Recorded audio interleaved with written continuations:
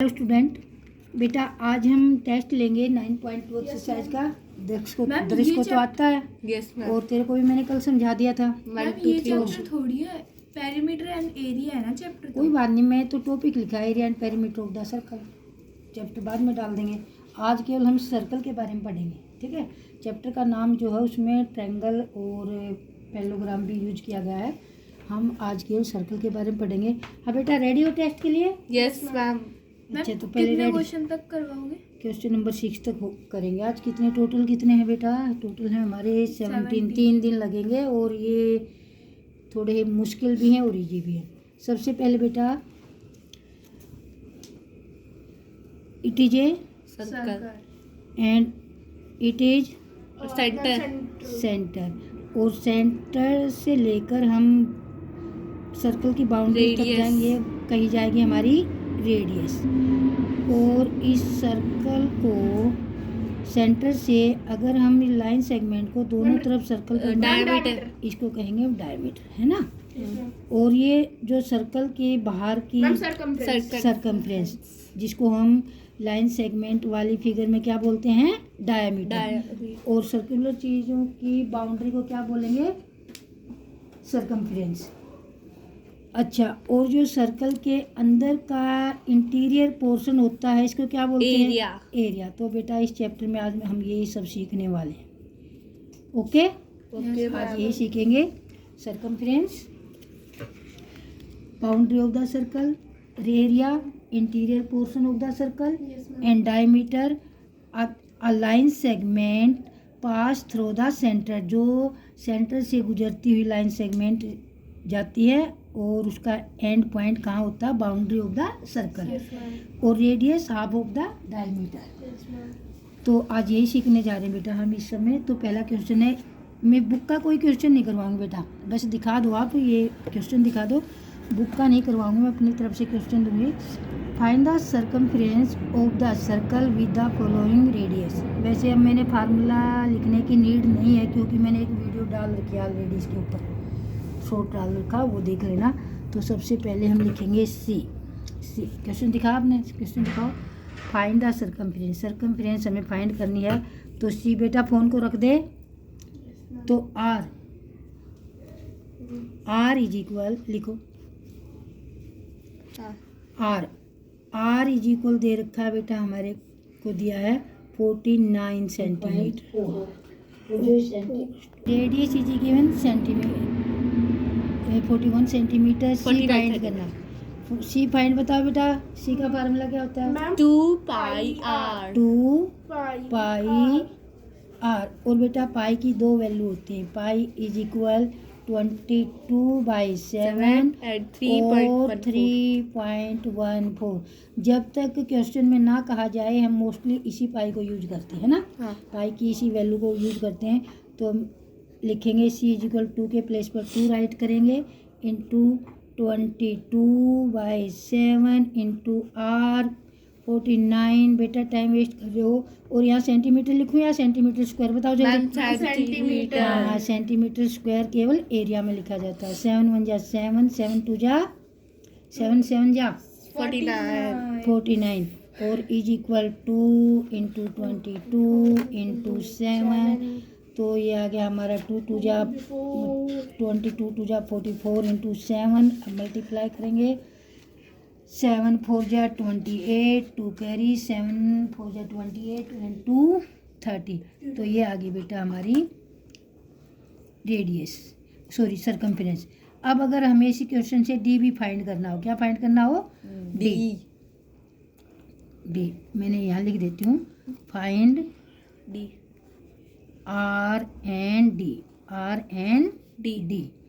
Are means R नहीं, C. Find C find करने बेटा। Find C and D. C for circumference and D diameter. D is equal क्या होता है बेटा? 49 प्लस 49 या और 49 इंटू 2। तो ऐड करेंगे हम, क्या आ जाएगा? 8 9 98। ये भी हम मल्टीप्लाएंगे 98, ठीक है। तो इसका मतलब हुआ कि जो डायमीटर होता है वो रेडियस का डबल होता है। ओके, ये क्वेश्चन पूछा नहीं था, हमने अपनी तरफ से कर दिया। अब बेटा हमारे पास फाइंड सी एंड आर। अब इस क्वेश्चन में हम फाइंड करेंगे C and R. When D is equal 28 centimetre, D दे रखा है हमारे को 28 सेंटीमीटर। तो बताइए बेटा डी से सी कैसे फाइंड करते हैं, बोलो।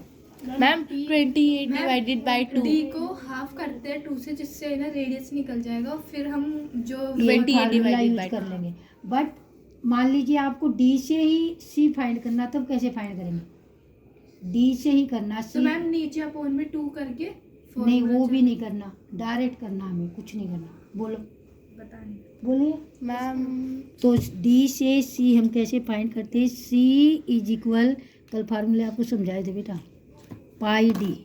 कौन सा फार्मूला लगाते हैं? पाई डी। सुन ले, C is equal pi D. D से जब हमने सर्कमफ्रेंस फाइंड करनी हो तो क्या करेंगे? पाई डी। तो हम लिखेंगे वैल्यू, पाई को प्लेस पर वही लिखेंगे 22/7 एंड डी इज इक्वल 28।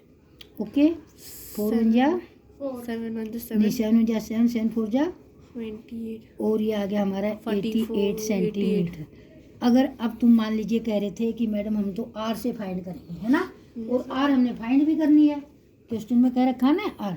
तो आर इज इक्वल होता है डी अपॉन 2। तो डी इज 28 को 2 से डिवाइड करेंगे, ये आ जाएगा हमारा 14 सेंटीमीटर। और हम अब सी से आर से सी फाइंड करेंगे, तो लिखेंगे यहाँ 2 पाई आर। 2 इंटू पाई 22/7 इंटू 14, 7 1 जा 7, 7 2 जा 14 एंड 44 इंटू 2, ये आ गया हमारा 88 सेंटीमीटर। ओके। अगर वो कहे ना कि डी से सी फाइंड करना, तो कौन सा फार्मूला लगाएंगे? पाई डी। पाई डी, पाई डी। सफाई से बनाओ बेटा। टू में एरिया ऑफ सर्कल क्या फाइंड करें? एरिया ऑफ सर्कल बेटा यहाँ ये पॉइंट ध्यान से समझेंगे। एरिया ऑफ सर्कल फार्मूला क्या होता है? पाई आर स्क्वायर। तो एरिया फाइंड करने के लिए बेटा हमें आर फाइंड होनी ज़रूरी है। आर के बिना एरिया फाइंड नहीं कर पाएंगे। जिस प्रकार हम डी से तो हम सर्कमफ्रेंस फाइंड कर सकते हैं ना, बट आर के बिना हम सर्कमफ्रेंस फाइंड नहीं कर, तो एरिया फाइंड नहीं कर पाएंगे। एरिया फाइंड करना है और डायमीटर दे रखा है, तो डायमीटर से हमने आर बनाना पड़ेगा, समझ जाएगा। एरिया फाइंड करना है, एरिया का फार्मूला क्या है? पाई आर स्क्वायर। हाँ, अगर मान लीजिए आपको डी दे रखा है, डी इज इक्वल है हमारा, डी इज इक्वल है 154 सेंटीमीटर, 144 सेंटीमीटर डी दे रखा है। और फाइंड करना है हमने, फाइंड एरिया। तो एरिया जब भी फाइंड कर पाएंगे जब हमारे पास रेडियस होगी। तो पहले हम डी से रेडियस फाइंड करेंगे। तो बेटा डी इज गिवन 154 सेंटीमीटर और फाइंड क्या करना हमने? एरिया। और एरिया फाइंड करने के लिए हमें क्या चाहिए? आर। डी से एरिया फाइंड नहीं कर पाएंगे ना, तो पहले हम आर फाइंड करेंगे। आर इज इक्वल कैसे फाइंड करते हैं? डी से आर, डी अपॉन 2। अरे डी अपॉन 2। तो डी इज इक्वल 154 और अपॉन में 2 काटेंगे, 2 1 जा 2, 2 7 जा 14, फिर 1 बचा, 4 था, 2 7 जा 14। तो डायमीटर आ गया हमारा 77 सेंटीमीटर। अब हम एरिया फाइंड करेंगे। Area is equal pi R square, है ना। इज पाई की वैल्यू पुट करेंगे 22/7। जब तक ना कहे आपको पाई की वैल्यू यही रखनी है, जब तक क्वेश्चन में ये ना कहा जाए कि पाई इज इक्वल 3.14, तब तक हम यही पाई लेंगे। R is equal 77 into 77। तो कैंसिल करेंगे 7 से, 7 1 जा 7, 7 1 जा 7, 7 1 जा 7। तो भाई हम मल्टीप्लाई करेंगे, लंबी चौड़ी मल्टीप्लाई आ जाएगी। ये 77 डायरेक्ट करोगे या करके देखोगे? डायरेक्ट। डायरेक्ट करोगे तो डायरेक्ट करो। 22 का 22 रखिए और 11 को 77 से मल्टीप्लाई करो। 11 7 जा 77, 7 कैरी, 11 7 जा फिर 77 और 7 84 84 है ना। तो 22 7 जा क्या होता है 154 154 का 4 15 कैरी आ गई, ठीक है। 22 4 जा 88 88 और 14 कितना होगा 88 और 15 मैम 154 आंसर आएगा है 154 154 गलत 18 6 3 4 100 मैम 113 103 हो जाएगा। 103 का 3 आ जाएगा, 10 कैरी हो जाएगा और 18 80 22 8 जा होता है 176 में 10 जोड़ दोगे 186। ये आपका बेटा आ गया एरिया। समझ आ गया।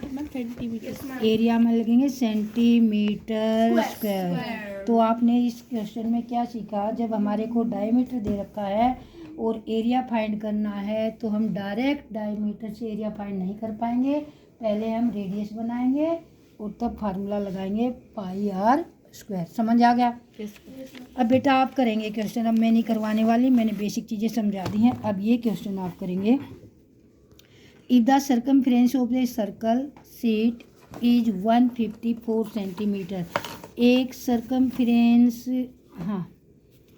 एक इफ द सर्कमफ्रेंस दे रखी है, सर्कमफ्रेंस है 154, ठीक है। फाइंड रेडियस, तो सर्कमफ्रेंस से हम क्या फाइंड करेंगे रेडियस। क्या फाइंड करेंगे रेडियस। फार्मूला समझा दूंगी, आप करेंगे। सी दे रखा है आपको, क्या दे रखा है सी, क्या दे रखा है सी और निकालना क्या आपको निकालना क्या है रेडियस, और रेडियस निकालने के बाद एरिया भी निकालना। तो सी होता हमारा 2 पाई आर, समझ लेंगे, और आर होता है जो ये आर निकालना है, ये आर निकालना है तो जो 2 पाई है नीचे आ जाएगा, नीचे आ जाए सी के C/2 पाई। तो पहले आप आर फाइंड करेंगे, आर फाइंड करने के बाद एरिया फाइंड करना तो इजी है। ओके नेक्स्ट समझ आ गया। क्वेश्चन नंबर 4 करेंगे। A gardener want to fence का मतलब क्या होता है वेरी गुड। फेंस का मतलब सर्कल, बाउंड्री है ना, चाहे किसी भी शेप पर हो सकती है, उसको बाउंड्री के नाम से जानेंगे। फेंसिंग का मतलब तो होता है ना, इससे हम फेंसिंग करते हैं किसी जगह को, जैसे तो एरिया में करेगा तो फेंसिंग, तो बाउंड्री पर तो फेंस करेंगे बेटा। फेंसिंग का मतलब बाउंड्री होता है, फेंसिंग अरे बाउंड्री पर तो फेंसिंग करेंगे। कॉमन सेंस की हाँ, बात है तो फेंस जब आ जाए आप बाउंड्री समझ लेना, ठीक है। और बाउंड्री होती है सर्कमफ्रेंस। तो बेटा a gardener want to fence a circular garden of diameter test. बेटा इसका ध्यान से सुन लो। 21 मीटर है, 21 मीटर क्या है 21 मीटर बोलो। डायमीटर है सर्कुलर गार्डन का, डायमीटर क्या है, तो आप क्या लिखेंगे diameter is equal 42।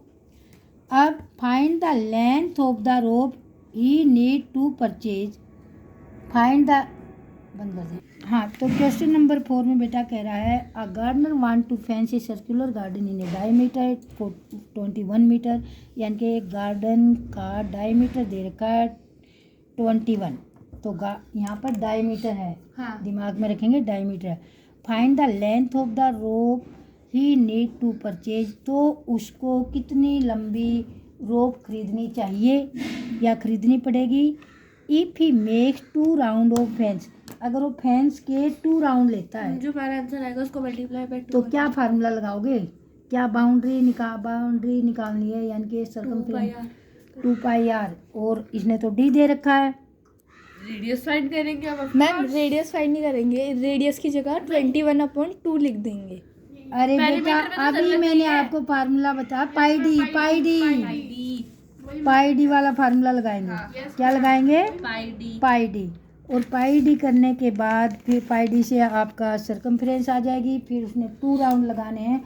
Length of the rope is equal circumference into 2। अगर 3 राउंड लगाने हो तो 3 कर देंगे, 4 राउंड लगाने हैं तो 4 कर देंगे। इतना समझ आ गया। आगे कह रहा also find cost of the rope. Cost of the rope, rope की कोस्ट भी फाइंड करनी है। If the cost rupees per metre, rupees 4 per metre. 1 metre rope 4 rupees की आती है, तो वो जितनी रोप खरीद के लाया है उसके लिए उसने कितना पे करना पड़ेगा? बोलिए कितना पे करना पड़ेगा? मैम वो तो फाइंड करेंगे ना। फाइंड कर हाँ, क्या फाइंड कर रहा है? मैम सर्कमफ्रेंस के बाद हमें 2 से मल्टीप्लाई करना है, ठीक है। फिर कोस्ट ऑफ द रोप जो आपकी सर्कमफ्रेंस आती है उसको 2 से मल्टीप्लाई करेंगे। लास्ट क्वेश्चन है बेटा, 4 से मल्टीप्लाई करेंगे last. From a circular sheet of radius 4 centimetre. एक हमारे पास 4 सेंटीमीटर का सर्कुलर क्या है?